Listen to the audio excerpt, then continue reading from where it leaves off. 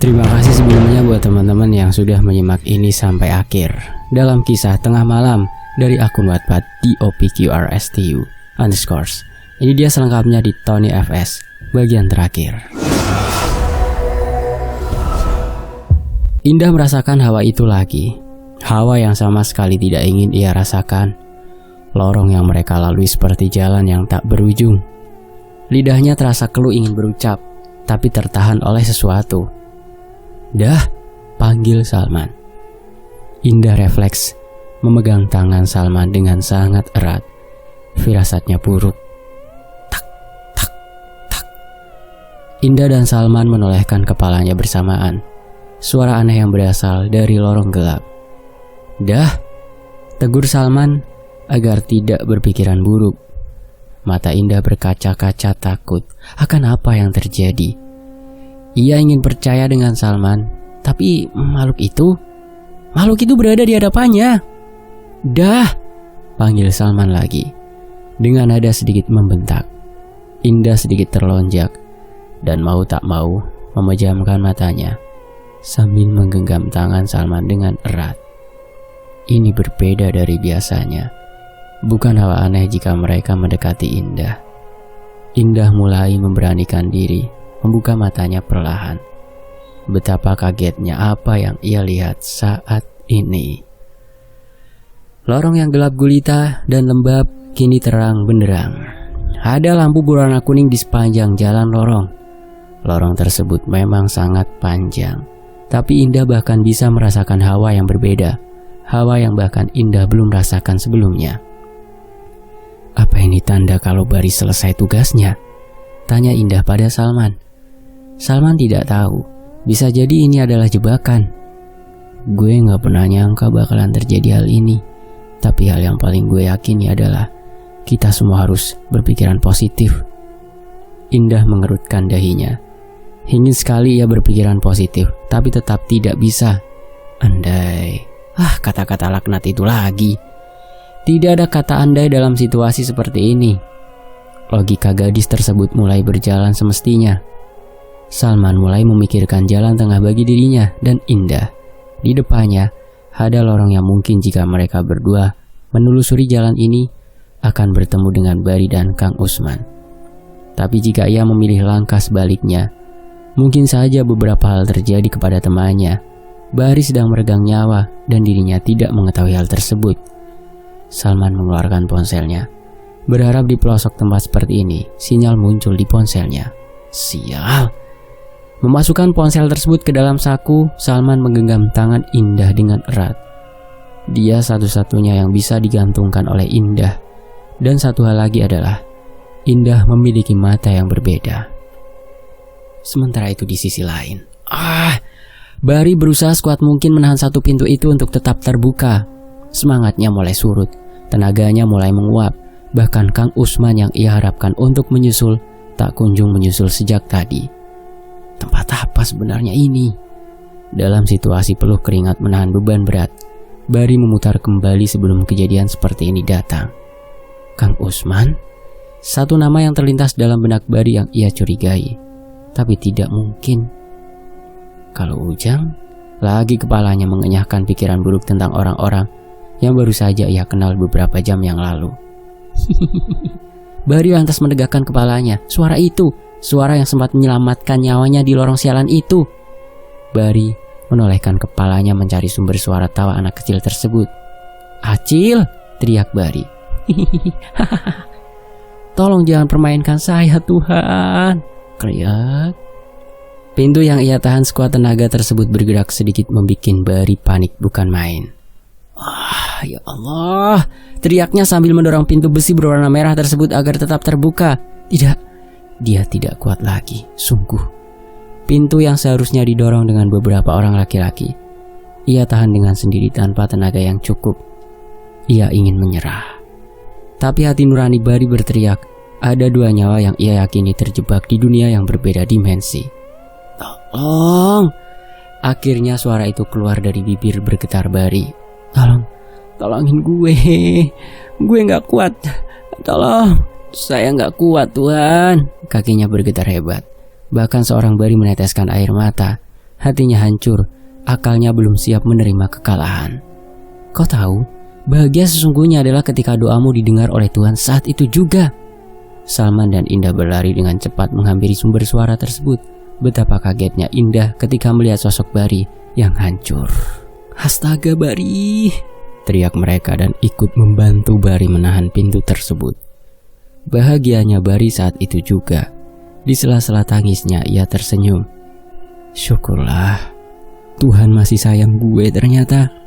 "Mana Kang Usman?" tanya Salman. Mereka bertiga menahan sekuat tenaga agar pintu tersebut tidak tertutup. "Ini berat banget. Dan kamu nahan ini sendiri?" tanya Indah. Bari hanya membalas tersenyum di sela-sela kelelahannya. Kakinya sudah tidak kuat menopang tubuh yang belum diisi asupan apapun sejak kemarin. Makan pun tidak berselera, bahkan minum. Dan saat ini, Bari menyesali kejadian tersebut. Banyak hal yang ia sesali sejak ia membawa ke-8 temannya ke villa terkutuk ini. Baru saja ia bernafas sejenak, tiba-tiba Indah merosot ke bawah. Kakinya seperti tertarik ke dalam tanah. Kejadiannya begitu cepat, sampai refleks Salman melepaskan pintu tersebut dan berusaha menarik Indah ke atas. "Tolong!" panik Indah. Bari yang terkejut, beban di pundaknya kembali terasa berat. Ia menahan kembali pintu merah yang terbuat dari besi tersebut. "Kamu diam, jangan panik. Biar aku yang coba tarik kamu ya, Indah," titahnya menenangkan Indah. Tak ada pasir hisap di sana. Tanah tersebut terbilang aman untuk mereka pijaki. 1, 2, 3, aku tarik. "Ah, sakit!" teriak Indah dengan kencang. "Ini gila, stop.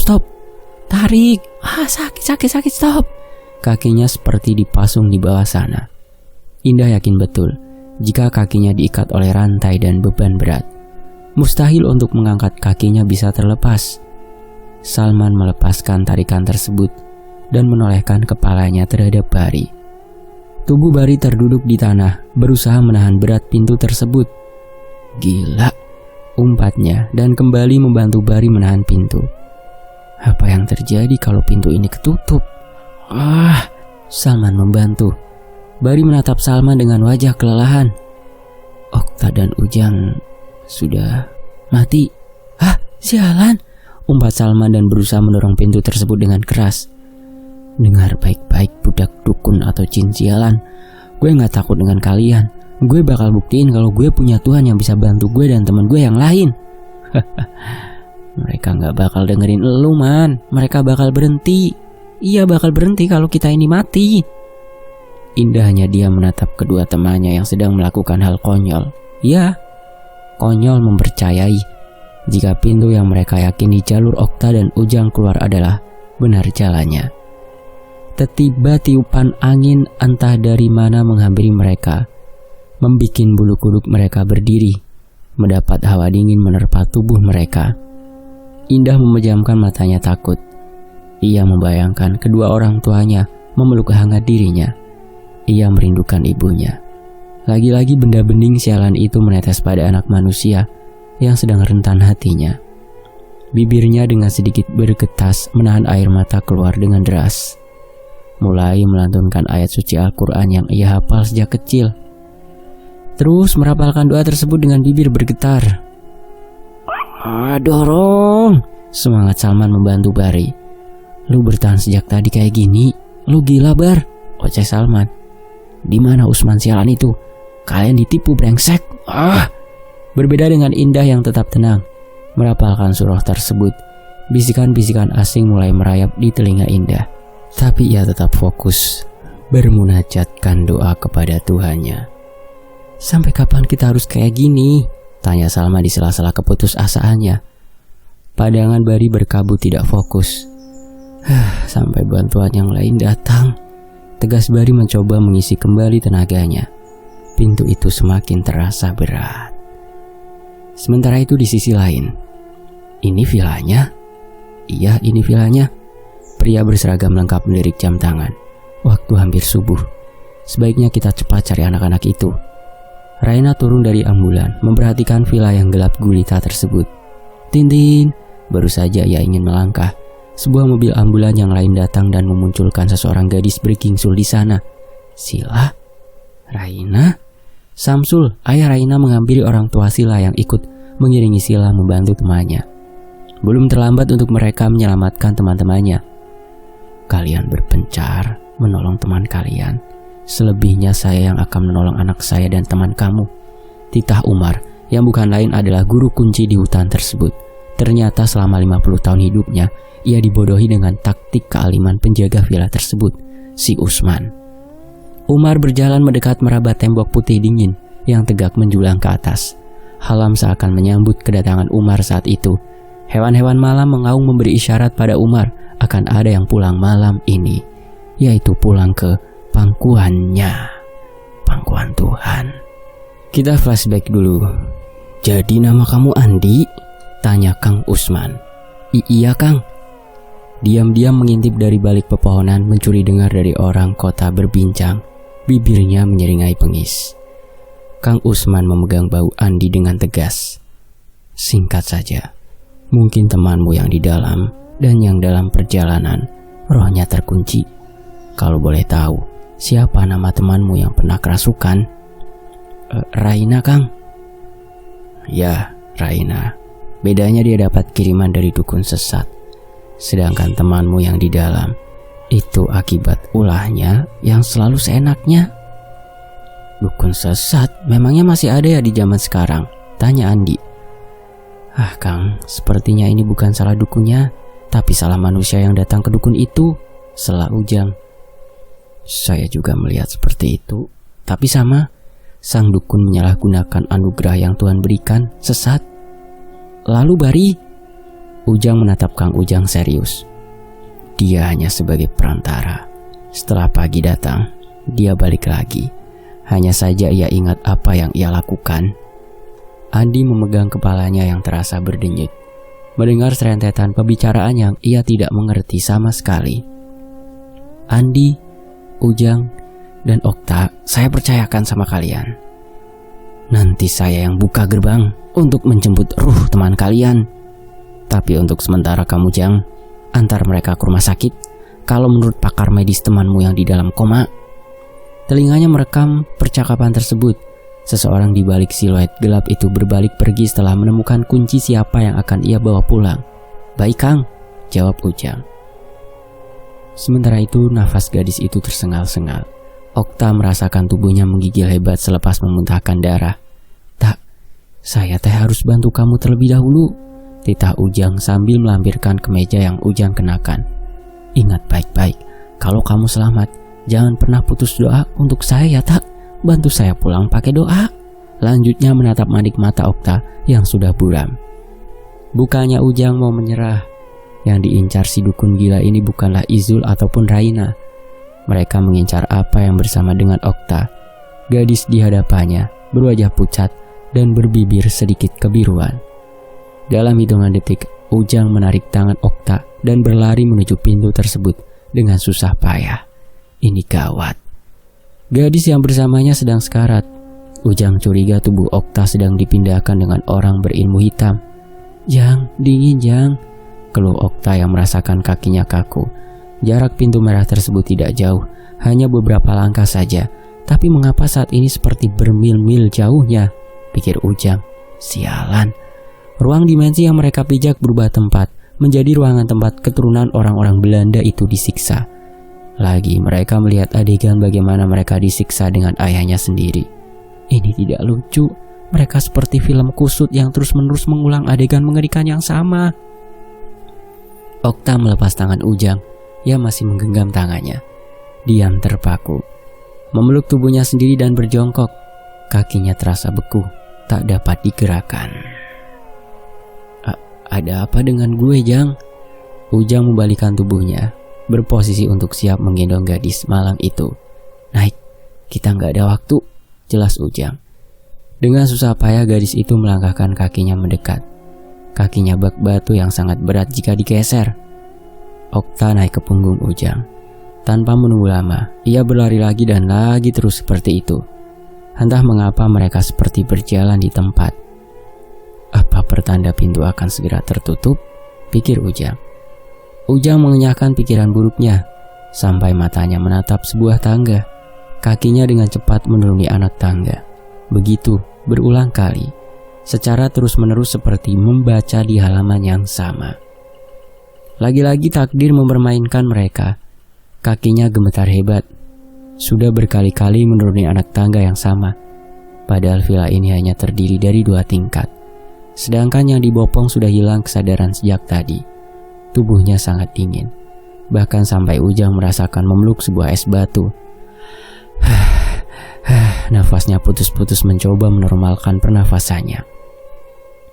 Ujang yakin betul, tubuh fisiknya di dunia realitas sedang banjir keringat. Berbeda dengan Sukma yang ia rasakan saat ini. Tidak berkeringat sama sekali, hanya merasakan rasa lelah. Anak manis, ikut ibu pulang. Senandung itu lagi. Ujang memikirkan hal gila dalam otaknya, menimbang sejenak.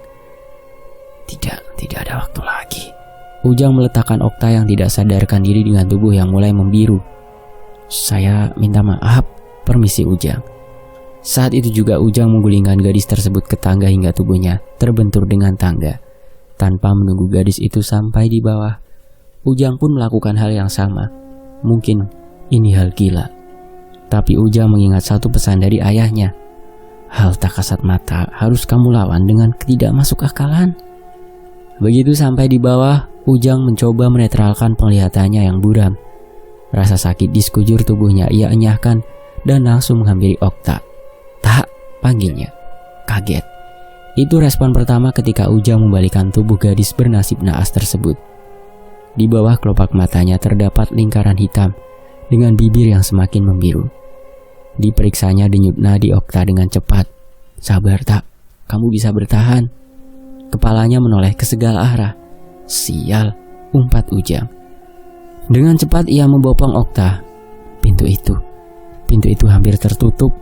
Secepat mungkin Ujang berlari, terus berlari, hingga beberapa jarak yang menipis. Ujang berpikir tidak mungkin terburu untuk mereka berdua. Jalan satu-satunya ialah Ujang melemparkan Okta untuk keluar dari pintu tersebut sampai terdengar blam, pintu tertutup. Sementara itu Kang Usman mengernyitkan dahinya. Tiba-tiba aroma calon danur, calon mayit, menguak di sepanjang lorong. Tidak mungkin ada yang mati hari ini. Kakinya berjalan menjauh meninggalkan lorong. Ia sudah berpikir matang-matang agar kejadian beberapa tahun terakhir tidak terulang lagi. Dan ini adalah salah satunya. Srak, srak. Kang Usman berdiri waspada ketika mendengar suara cicak manusia berjalan mendekat. Matanya menyipit di balik pepohonan dalam gelapnya malam. Seseorang tak jauh darinya, berdiri tegak membelakangi Kang Usman dengan berbagai dupa dan kemenyan. Seseorang itu berpakaian khas dukun mengenakan topeng, dengan pencahayaan berasal dari api unggun kecil. Kang Usman merasakan hal berbeda. Ini seperti aura yang sangat ia hafal. Kang Usman mencoba mengalihkan pandangannya ke arah lain, hanya untuk sekedar mengusir pikiran negatif. Matanya menangkap seorang gadis yang diikat di pohon. Gadis itu, pikir Kang Usman pelan. Pantas. Dengan langkah mantap Kang Usman menghampiri orang gila di balik ini semua. Ia ingin membalasnya. Ia ingin membuktikan bahwa ia tidak bersalah kepada masyarakat luas. Mendengar suara jejak kaki mendekat, orang bertopeng bersiap mengambil keris dan menghampiri gadis tunggal tersebut. Dia akan mati. Jangan mendekat. Kang Usman kaget bukan main. Suara yang menggelegar membelah di tengah malam ini, seperti suara yang sangat ia kenal. Kakinya terus mendekat. Kukira si Usman dukunnya, ternyata bukan. Di sisi lain, Okta memandang sekeliling dengan bingung. Ruangan itu sangat gelap dan sunyi. Jang? Ujang? Panggilnya. Dia berbeda dimensi dengan kamu. Gadis itu terlonjak, menoleh ke arah asal suara khas logat Jawa. Seketika musik iringan gamelan Jawa berbunyi di sekitar mereka. Saya di mana? Tanya gadis itu. Dengar, kamu tidak seharusnya berada di sini, maupun di tempat kamu dan teman-teman kunjungi. Jeda ia sejenak. Suara lembut khas seseorang ratus jagat membuat pikiran Okta sedikit tenang dan sekaligus bingung. Saya hanya bisa membantu kamu sampai di sini. Selanjutnya adalah tugas kamu mengembalikan hal ini seperti semula, lanjutnya. Tapi ingat satu hal, jangan ada tetes darah mengenai perapian. Jika ada tetes darah tumpah, apa yang almarhum kakekmu tutup akan terbuka bagi mereka yang menginginkan sukmamu atau bahkan lebih buruk. Jantungnya bagai dipompa 2 kali lipat dari seharusnya. Ia tidak mau membuka gerbang-gerbang komunikasi dengan mereka, tapi tiba-tiba ia teringat akan temannya yang masih terjebak. Ujang? Tanyanya. Di saat seperti ini gadis itu masih memikirkan orang lain.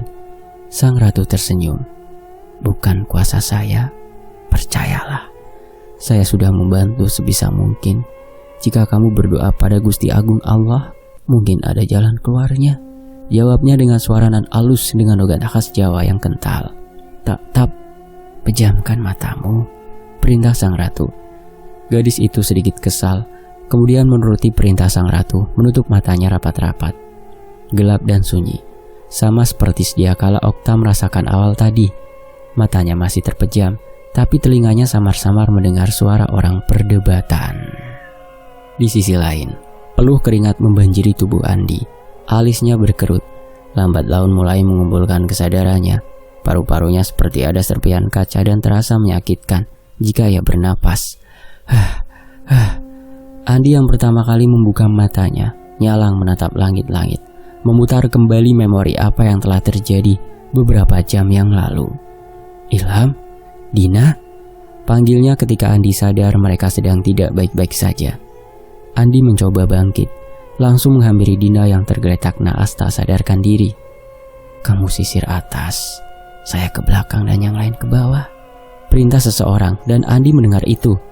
Ia mendekat ke arah pintu. Prak. Tolong, di sini ada yang terluka, teriaknya berusaha membuka pintu yang terkunci. Raina dan Sila mendengar itu, mendengar salah satu temannya. Andi, ucap mereka bersamaan. Beberapa petugas langsung berlari ke atas dengan hati-hati. Keadaan rumah tersebut berantakan, seperti ada perang di sini. Padahal terakhir Raina meninggalkan tempat ini masih rapi kondisi villa tersebut. Sebelum Sila melangkahkan kakinya, tangannya ditahan oleh Raina. Gue cari yang lainnya, pamitnya yang yakin benar di atas sana tidak semua berada di kamar tersebut. Sila menganggukkan kepalanya dan langsung berlari ke atas. Raina yang masih meluaskan pandangannya, tiba-tiba dikagetkan oleh suara salah satu petugas keamanan. Di sini ada satu, teriaknya. Raina langsung berlari menghampiri petugas tersebut. Diangkatnya laki-laki, tidak sadarkan diri tersebut. Ujang? Lalu Okta dan yang lain di mana? Berbicara pada diri sendiri. Raina membalikkan tubuhnya ketika tiba-tiba suara pintu berdecit terbuka. Ia sendirian di dalam villa tersebut. Kakinya melangkah mantap menuju pintu yang terbuka, sambil berjalan hati-hati dalam kegelapan. Raina hanya bermodal siluet cahaya bulan yang perlahan-lahan tenggelam. Tapak demi tapak ia lalui. Berbeda dengan di dalam villa, lorong tersebut terang dengan lampu kuning menerangi di setiap sisi jalan. Sayup-sayup ia mendengar suara kawannya yang sangat ia hafal. Raina mengubah langkahnya menjadi berlari. Tahan Bar, gue yakin teman kita bakalan nolongin kita.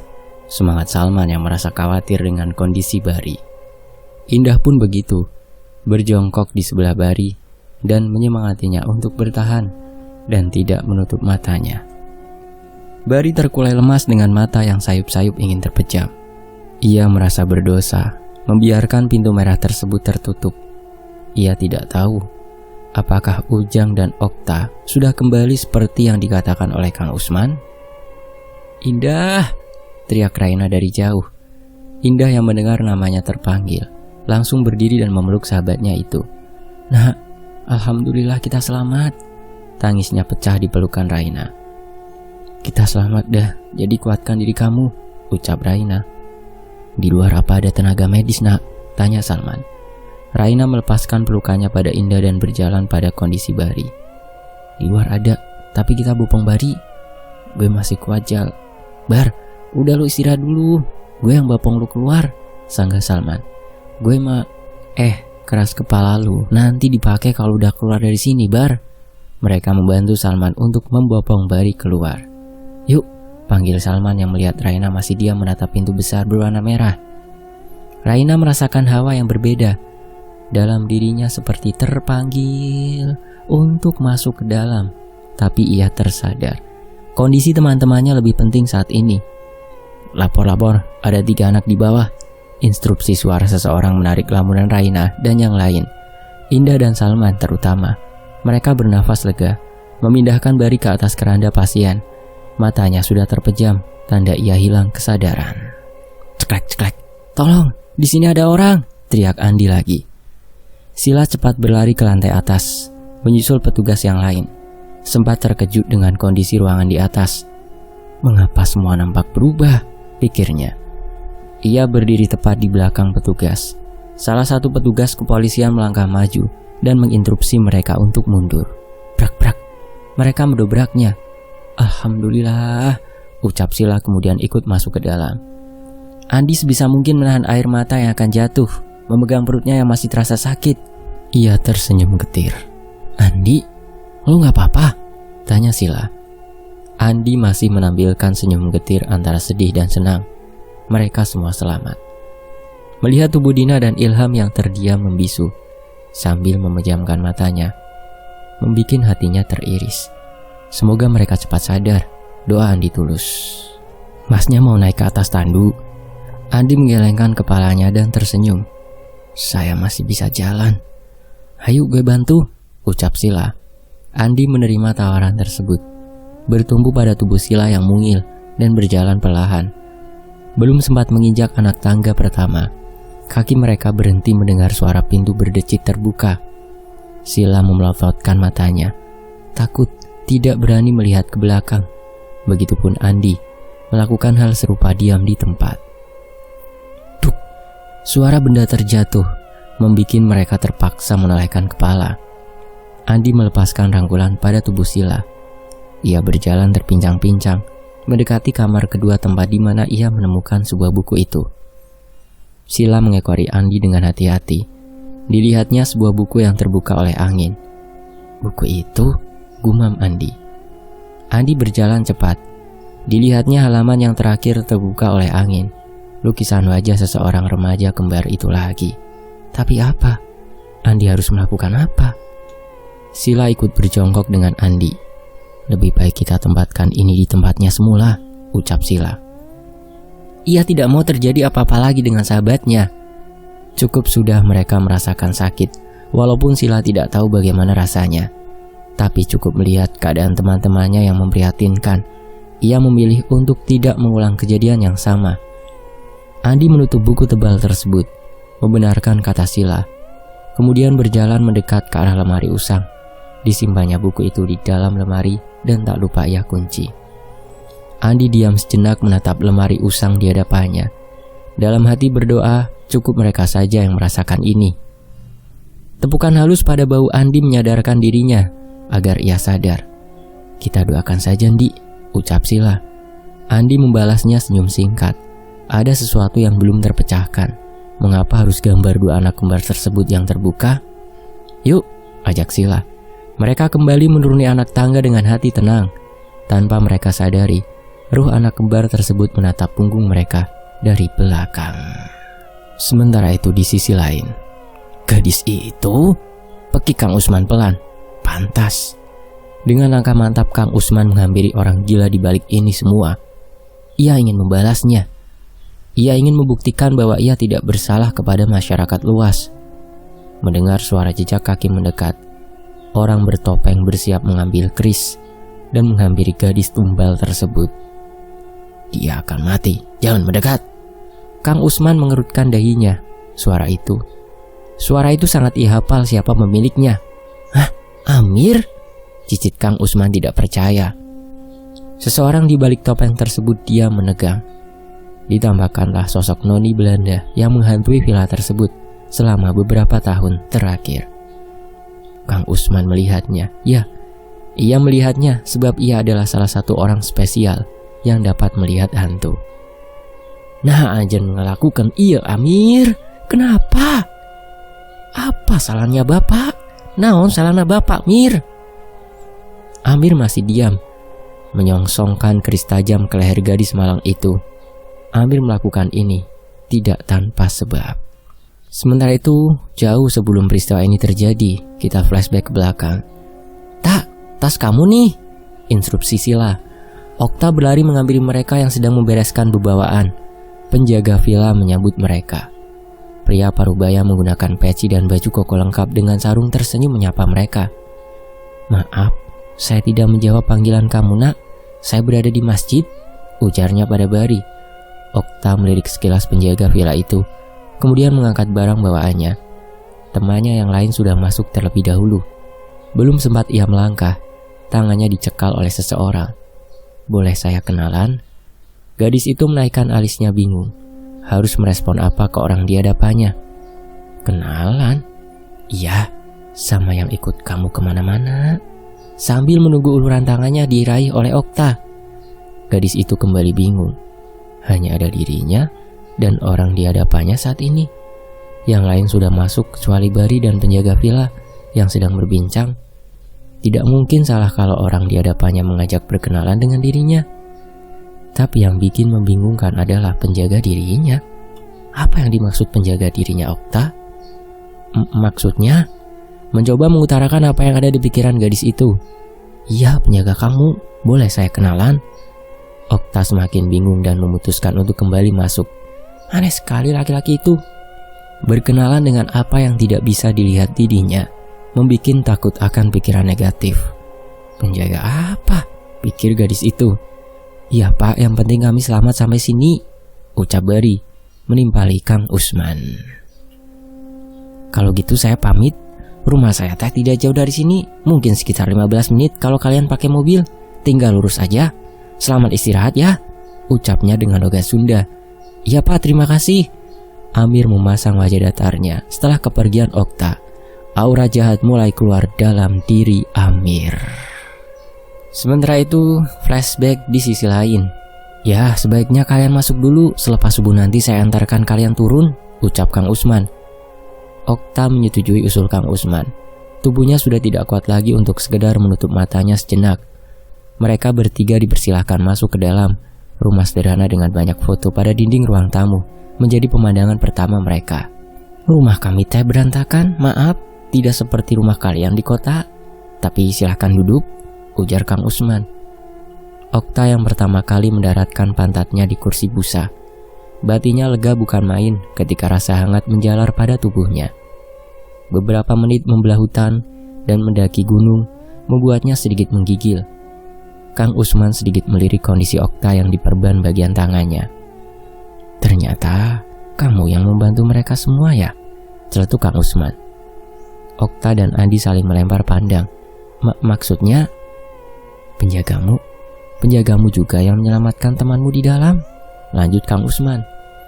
Okta yang merasa paham kemana arah pembicaraan ini mulai membuka suaranya.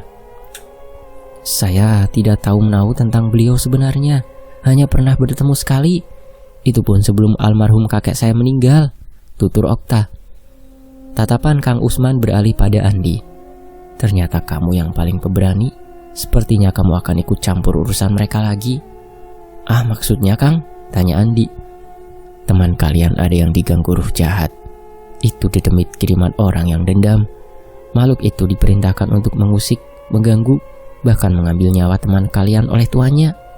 "Nuhun Kang, mereka orang awam," tutur Ujang. Alis Kang Usman bertautan. "Oh begitu Jang, tapi kenapa si Eneng ini bisa lihat dedemit?"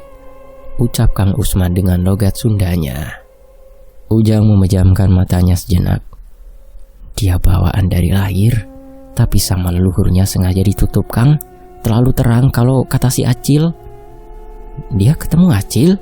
tanya Kang Usman. Seseorang yang bersembunyi di balik tembok sempat terkejut dengan apa yang ia dengar. Selain memiliki penjaga seorang ratu, Okta, gadis itu dapat berinteraksi dengan hantu anak kecil yang paling tidak mau berteman dengan Amir. Ujang mengangguk. Matanya menatap Okta yang nampak kebingungan. "Tak, kamu bisa lihat anak kecil yang di kedai kemarin?" tanya Ujang. "Anak kecil yang tidak bisa bicara itu, aku lihat. Dan aku juga lihat dia di villa, tapi tidak mau masuk. Dia bilang takut." Hah? Dia datang ke villa? Tanya Ujang dengan mata membulat. Ada beberapa jeda saat itu. Ujang dan Kang Usman saling melempar pandang, seolah berkomunikasi lewat tatapannya. Amir, selimutnya bawa ke sini, teriak Kang Usman. Mendengar namanya disebut, ia lekas masuk ke dalam kamar, mencari selimut dan membawanya ke ruang tamu. Amir adalah anak Kang Usman satu-satunya. Ia membantu Kang Usman dalam mengurus villa. Okta yang tidak asing melihat sosok Amir tersenyum ramah. Ini teh, ucapnya dengan sopan. Terima kasih. Sebaiknya kamu tidur. Tapi saya ada urusan dengan teman kamu yang ini, ujar Kang Usman sambil menunjuk Andi. Tidak membutuhkan waktu yang lama untuk menunggu gadis tersebut terlelap. Ia menyandarkan tubuhnya pada sofa. Wajahnya terlihat sangat lelah dan kesakitan. Andi membantu menyelimuti selimut yang diberikan Amir untuk menutupi kaki Okta. Kemudian ia menyusul Ujang, Amir, dan Kang Usman untuk berbincang di luar. Tidak, Amir tidak ada di sana ternyata. Ia bersembunyi di balik pepohonan, mencuri dengar siapa yang akan ia bawa pulang. Mengatur strategi dalam otak liciknya. Seperti sebelumnya, ia selalu menakuti penghuni villa dengan alasan tidak masuk akal dan tanpa sepengetahuan siapapun, termasuk bapaknya, Kang Usman. Ia memanfaatkan ruh Emeralda, ibu dari Rosella dan Robella, yang berdarah Belanda, mati akibat pembantaian. Aura benci dan kesedihan menyatu dalam jiwa Emeralda yang membunuh anaknya sendiri di depan anaknya yang lain, yaitu karena dipaksa oleh Nippon. Sebab itulah Amir berteman dengan hantu berhati jahat dan busuk yang menyimpan dendam dalam kehidupannya yang lalu. Sejak awal, Amir hanya ingin berteman dengan apa yang bersama gadis itu. Ternyata sang penjaga dan tuannya menolak mentah-mentah untuk berteman dengannya. Hati Amir yang terselimuti oleh rasa benci mulai menggelap oleh penolakan tersebut dan berniat mengambil apa yang bersama dengan gadis itu. Pasalnya, aura gadis itu berbeda dengan makhluk yang sering ia temui di hutan ini. Ada aura membuat alam tenang dipadu dengan kehormatan yang membuat gadis itu terlihat terang di mata makhluk tak kasat mata. Ujang tersenyum miring. Digenggamnya keris tajam yang siap menggoreskan darah gadis itu. Ia hanya butuh sedikit darah yang tertetes dari nadinya, hanya sedikit. Kakinya maju melangkah, mendekat Okta yang masih terbejam. Derap langkahnya sebisa mungkin tidak menimbulkan suara. Hanya tinggal beberapa senti saja keris tersebut untuk merobek daging Okta. Tangannya tertahan dengan suara yang tak asing. Istirahatlah anak Andi, titah Kang Usman. Umar berdecih pelan. Sial, umpatnya yang hampir mirip dengan bisikan. Angkat tangan, teriak seseorang berseragam polisi. Amir bergeming, sedang Kang Usman memandang panik pada anak semata wayangnya. Kamu sudah dikepung, letakkan benda tajam tersebut. Amir melepaskan topengnya dan melempar asal. Ia raih gadis yang masih terpejam dengan tangan dan kakinya yang terikat. Didekatkannya keris tersebut pada nadi di tangannya. Duar! Satu tembakan peringatan terlepas di udara. Amir yang baru pertama kali mendengar suara tersebut tak sengaja menjatuhkan kerisnya. Lalu ia tertawa mengejek. Saya cuma mau berteman dengan penjaganya, tapi kenapa kalian ribut, ha? Istighfar nak, istighfar. Amir berdeci menatap bapaknya yang tampak lemah dan selalu lemah jika berhadapan dengan manusia, seperti budak yang menurut tuanya jika dipasung. Bapak itu harusnya bersyukur. Nih, Amir kasih penjaga buat kita, ucapnya sambil memungut keris tersebut. Polisi yang mengepung Amir maju mendekat kembali, sebisa mungkin mengalihkan Amir untuk tidak berfokus pada tim mereka. Tak luput, tim medis yang berdiri tidak jauh, dan Samsul, ayah Raina, memandang khawatir pada anak perempuan malang itu. Tanpa diduga, Amir nekat menggoreskan benda tajam itu, hingga mengeluarkan darah yang cukup deras dari tangan Okta. Kejadiannya begitu singkat dan Amir langsung melepas keris tersebut ke api yang telah ia siapkan. Saat itu juga, duor, erang Amir. Satu tembakan tepat mengenai kakinya. Amir tidak melawan. Ia merunduk dan tertawa puas dengan hasil yang ia lakukan. Mampus kau, Saudara Amir, Anda ditangkap karena percobaan pembunuhan. Pak, lihat Amir pak, kita berhasil, tawa Amir sambil kesakitan. Istighfar nak, cukup, ucap Kang Usman. Ayah, teriak Raina dari kejauhan bersama Indah dan Salman. Gimana om? Tanya Salman.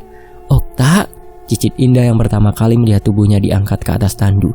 Darah segar masih tercetak jelas pada balutan perban. "Okta!" jerit Raina dan langsung berlari. "Maaf Mbak, teman Mbak harus kami bawa secepatnya," kata petugas medis. Sementara itu di sisi lain, inna lillahi wa inna ilaihi raji'un. Bendera kuning telah dikibarkan. Tanda sang pemenang akan pulang dan kembali ke pangkuannya. Area TPU Sirnaraga, Bandung, dihiasi dengan hitam-hitam. Gemuruh dan awan mendung mengiringi kepergian manusia naas yang lebih memilih untuk mengakhiri hidupnya.